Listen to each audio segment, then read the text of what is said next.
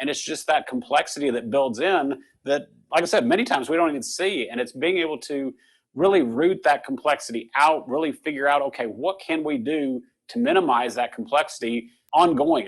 Any decision we make, anything we look at, it's like, okay, what is this going to add to the business? Hey guys, welcome back to the Leadership Stack Podcast, the podcast for entrepreneurs by entrepreneurs to increase your leadership, teamwork, and profits. This is your host, Sean C., aka Mr. CEO at 22.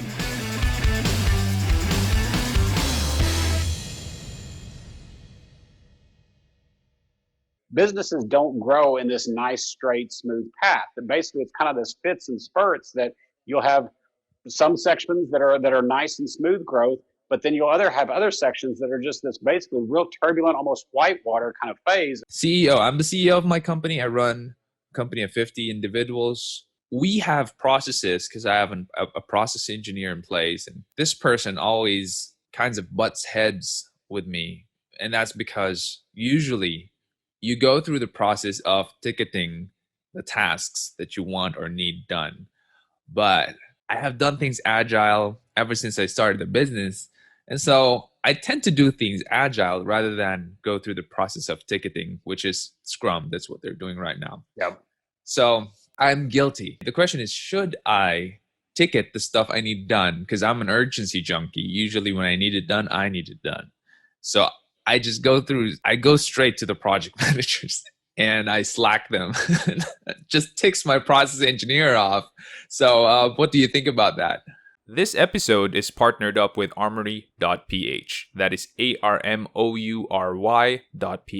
Armoury is an online watch store and is the exclusive distributor of the brands TW Steel, Dion Milano, Fonderia, Luminox, and Mondane in the Philippines. Yes, folks, those are Italian watch brands. If you are looking to buy your next go-to luxurious everyday watch, go to armory.ph and enter the coupon code LS30. That's all caps LS30, no space. Armory.ph delivers straight to your doorstep with a security tape to make sure that your package is safe from theft, arrives on time, and is guaranteed working 100%. Go to armory.ph and buy your first luxury watch today. Yeah, it's a problem.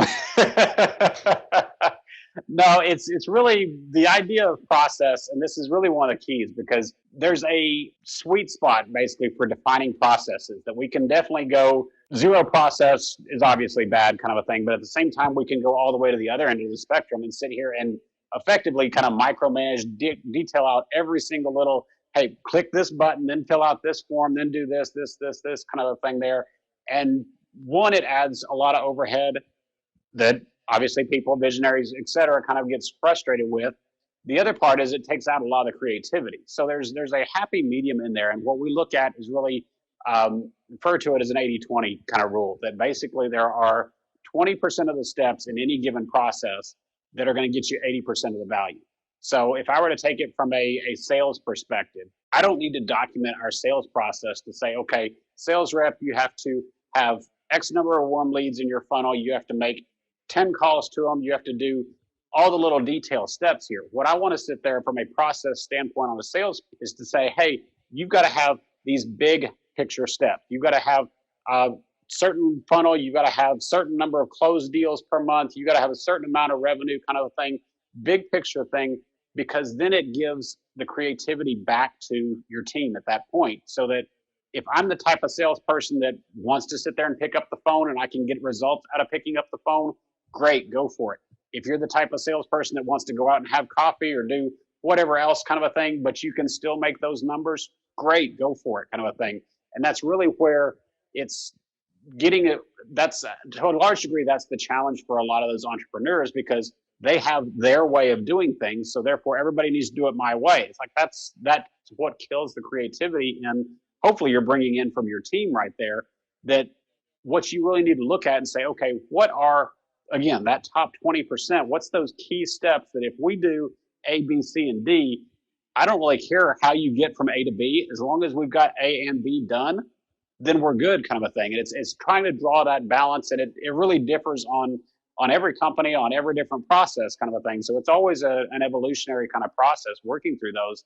But it really, you've got to hit that sweet spot, because when you start documenting the 6-inch thick SOP manual for, okay, this is how we open a ticket or fix a bug kind of a thing, nobody's going to read the thing in the first place, but surely they're not going to follow it, and they're going to be frustrated trying to follow it, and you're going to kill really all your productivity, because I'm spending 90% of my time following this process and documenting all the forms rather than actually doing any work kind of a thing. So to answer your question, yes, it's a problem when we go around process, go around staff, et cetera, kind of a thing. But at the same time, that potentially points to another issue of saying, okay, maybe our processes are a little too rigid. Maybe our processes are a little too detailed at that point. Could we bring this up to a higher level, give our team some of that creativity, some of that latitude back? Because honestly, hopefully they're smart people. They may bring ideas to us to say, hey, we could actually do this slightly different and be a lot more productive, be a lot faster, get better results, whatever. But if we've got them so tied down, so rigid to say, okay, you have to do all these little minute steps, they lose that creativity and that flexibility there, really. And honestly, they lose a lot of the enjoyment out of their job at that point. And just to share with you how we try to work around, because they had to negotiate with me, I have one person ticketing it for me. So that's how we did it. I'll even say from an organizational structure standpoint, obviously don't know a lot about your company there, but still you're coming across to me as kind of the visionary type leader there, that big picture, big ideas kind of a thing, not necessarily the one that's down in the weeds doing, okay, all the detailed steps. So when we look at it from an organizational standpoint, a lot of times it's bringing in a peer leader, a secondary leader there to say, okay, visionary plus integrator. And it's actually a concept that's written in one of the EOS books called Rocket Fuel, that it's the combination of those two people together, because the visionary, like I said, has the big ideas. They're off dreaming up new ideas, new markets, new products, etc. If they're the ones actually running the day-to-day operations of the company's flipping all around every week, every month kind of a thing, because there's a new idea, there's a new shift. Okay, what's he done this time? But if we can put that integrator role right in the middle, they're a lot of times like the COO or something like that. They're in charge of the operations, making things sure things are running smoothly. They're the ones overseeing process management and things like that, freeing up that visionary type to say, okay, go dream, go, whether it's on the golf course or it's whatever it is kind of a thing there. You've got that flexibility, you've got that freedom now, such that you've got an idea to say, hey, I need X, Y, and Z done. Great. Let the integrator sit here and plug it into the process and the system for you. You don't have to worry about it. You don't have to get down into those details to say, hey, okay, have you made your 10 calls? Have you gotten your code reviews done over here? Whatever the case may be, kind of thing. Get up out of that detail, because the more you're down in that level of detail, you're just holding the company back at that point. And for me, for a long time, that was my brother who's COO. Now that we're like 50 people, my wife came in. She's fantastic general manager. People, I would say a lot of people in my company don't like me, but they love my wife. They love how she's like the mother figure. Her empathy level is through the roof. My empathy is always missing. My sister came in. She's the process engineer I've been talking about, and she's fantastic at what she does. And she's not shy to tell me off. Like when I'm going around the process, she's just like, what the hell are you doing? Well, you're mixing the family aspect of it too, which brings a whole nother dynamic into play here in addition to the actual roles. So yeah. Yeah. So I want to know, you mentioned earlier about the story of the startup where a lot of entrepreneurs have exciting startups. They feel excited. They wake up in the morning, pumped, energized, just want to tackle the world. But at some point in time, it does erode and it does get boring, and it does feel like suddenly it's a big weight on your shoulders. You wake up one day and you feel this burden, and then cracks start to appear in the business. I wonder, what are some of these cracks that appear? I want you to tackle that, and when does it usually appear? Well, it really depends upon the business. There's no specific answer to it, but if I were to take again your business at this point and say, okay, you as the visionary, you as the idea person, well, you've got to get down and fix track bug tickets. You've got to sit there and watch the tickets come across the board, make sure they're all updated with the right details, the right metrics. Okay, how long has it been in this stage versus that stage? It's going to drive you nuts. And that's really where, at that point, a lot of times that's where that frustration starts getting in, because I, as the entrepreneur, I want to be out. Maybe my passion is going out and talking in salespeople, kind of thing, going out and doing sales for my product.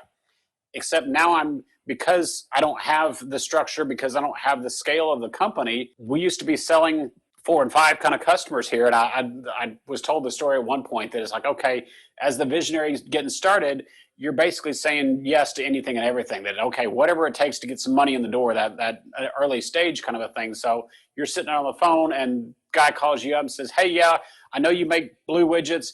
I really need some red widgets. Can you do that?" It's like, of course, yeah, sure, we can make red widgets. I don't know what that means, but sure, we'll make red widgets for you. It's like, great. I need 5,000 of them. Can you do that? It's like, sure, yeah. We always say yes to everything. So sure, we can do 5,000. Like, great. Can you do it by next Tuesday? And oh yeah, can you ship them to my factory over in Germany? And you say yes, of course, because they're willing to pay you for it. And you hang up the phone, and your team looks at you like, what the heck did you just agree to this time? But the reality is you sit there and you get it turned out. But your focus, you want to be out there doing those relationships. But as you start building in, hey, we took red this time, maybe we can do purple next time. Each different customer has their own thing. All of a sudden, we're trying to be everything to everybody at that point, really, without having that singular focus, that singular vision. And you're just adding in complexity. You don't even realize it, but it's what used to be nice and simple of, hey, we're going to build blue widgets. We're going to be the best one. We've got 1 or 2 target market clients here that we're working with out of the gate. Everything's nice and smooth and simple. Everything's do A then B, everything nice and work. And every time we add on a new product, add on a new market, add on even a new person kind of a thing, we're just adding complexity. Because if you look at it from a mathematical standpoint, you got 2 people in the company initially, single line of communication, right back and forth, no big deal there. You add on 1 more person, so it's a 50% increase in people. Now all of a sudden you've got a 300% increase in the different lines of communication. Add 4, add 5, add 6, add 10. This thing's blowing up exponentially kind of a thing here. And you don't really realize it at that point. You're just saying, hey, we're bringing on 1 more salesperson. We're bringing on 1 new person in the warehouse. We're bringing on 1 new client that, yeah, they need things slightly different. No big deal. But by the time you do that times 4, times 5, times 10, it's the complexity there that all of a sudden just weighs you down. It's like, okay, and many times you don't even see it coming. Because again, it's just 1 more person, no big deal. But it's all of a sudden, like you said, you wake up and it's just like 200 pounds sitting here on your shoulder, weighing you down. It's like, what the heck happened? I didn't build this. This was not what I intended. I had this nice little fun project over here, this nice little fun company, and now I've got this mess. What do I do with this? This wasn't what I wanted. And a lot of times that's kind of where we see a lot of especially the visionary types, bail out and say, okay, tough. I'm done with this. I'm going to go start again some new little project over here that I can have fun with. And it's just that complexity that builds in that, like I said, many times we don't even see. And it's being able to really root that complexity out, really figure out, okay, what can we do to minimize that complexity ongoing? Any decision we make, anything we look at, it's like, okay, what is this going to add to the business? What are other stress areas is this going to add? Is adding this new product line, what's it going to do to our fulfillment process? What's it going to do to our delivery process here, kind of a thing? Are we going to have to change marketing? Are we going to have to change the way our salespeople? What is adding this new product line? It's not just a case of, hey, this shiny new object over here, let's do it, kind of a thing. It needs to be more of a analyzed decision, again, with real numbers, with real metrics, et cetera, to say, okay, what is this going to do to us from a complexity standpoint before we dive into this? We've talked about doing processes and process management stuff before. It's like, yeah, salesperson 1's doing great, kind of a thing. Well, we add salesperson 2 and we'll be 200%, right? It's like, well, no, because if you don't have the processes documented, if you don't have, like I said, the target market, the differentiators, all that kind of stuff, to where salesperson 2 can be effective on his own, you may only get 120% or 150% instead of a 200% gain there, just because you don't have the foundation in place to get that rolling right. That is super good. And that is super important for us to know, because mindset is just like you said, +1, it should be a 200% output. And then most of us are left scratching our heads. What happened? What happened in between? I only got 120% uplift. It is not worth it. And it's harder to fix it when you're in that position already, because emotions start to creep in. You feel like you're shorthanded or there's something wrong in there. you have all these people. So you mentioned you add people, you add product lines.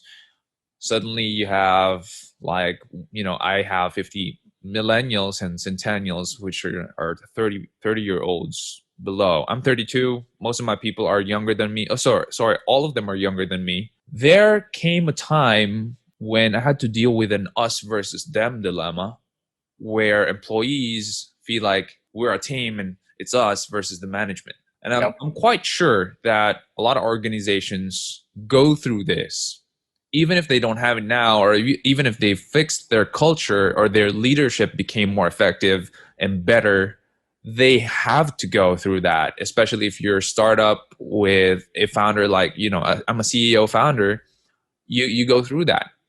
What do you suggest, or what is your advice?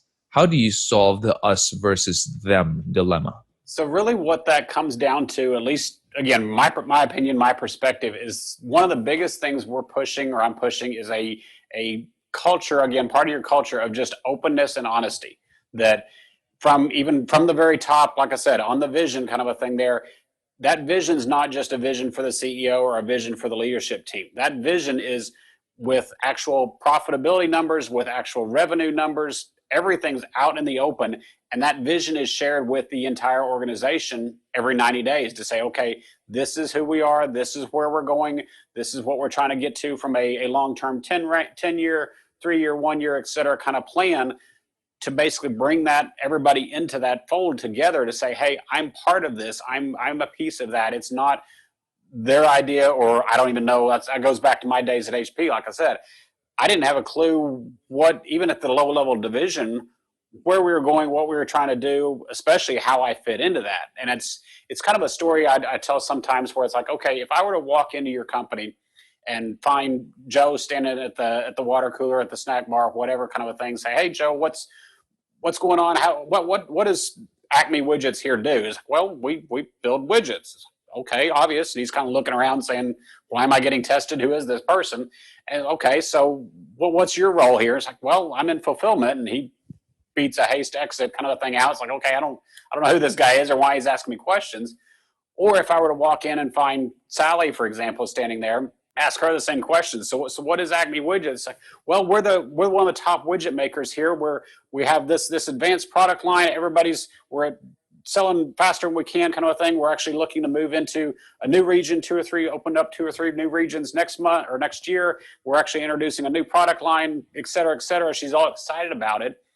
Okay, great. So where do you fit into this? Well, I'm over in the fulfillment department. I'm working on this project here, that we're actually ensuring that our delivery mechanisms, our systems are up to date and able to scale up to handle this new product line as it goes out and our orders ramp up. It's like, which one of those employees do you want? And it's not necessarily a culture issue or anything like that from her being the right honesty and integrity or whatever your culture is. The issue is that she feels included. She feels like she's part of the overall system. So it's not a case of, well, management's up there kind of a thing, doing their own thing. I don't really know what they're doing. I don't really know where my piece of this is. I'm just down here writing code or fixing bugs or whatever kind of thing my job is. If you can make it more of a job, you got to make it more to where they're included in this. It's like I said, it's the concept of basically being open and honest. Everything's transparent, such that they know that, hey, I actually am a part of this. I am contributing towards our 1 year, our 3-year vision, et cetera here. And at the same time, I'm empowered enough in my role to say, hey, there's a problem over here with our fulfillment system here. This mechanism, this conveyor system, whatever, it simply will not handle the order volume we're talking about here. We've got to fix this at a low level and say that, give them the empowerment there to say, I can raise this issue. I can bring this up and put it on an issues list, get it addressed without somebody coming down on me and say, do it anyways or whatnot. It's really treating my opinion here that I have value, and it's bringing that empowerment throughout the entire organization to where everyone feels like they're part of it. At that point, it turns into the bigger family, the bigger organization that, hey, I'm a part of this, not just another replaceable programmer or replaceable line worker or anything like that. I think that it was there, the age discrimination or the lack of trust because you're young, but I also think that they were willing enough because they know that it's the younger generation that's really tech savvy.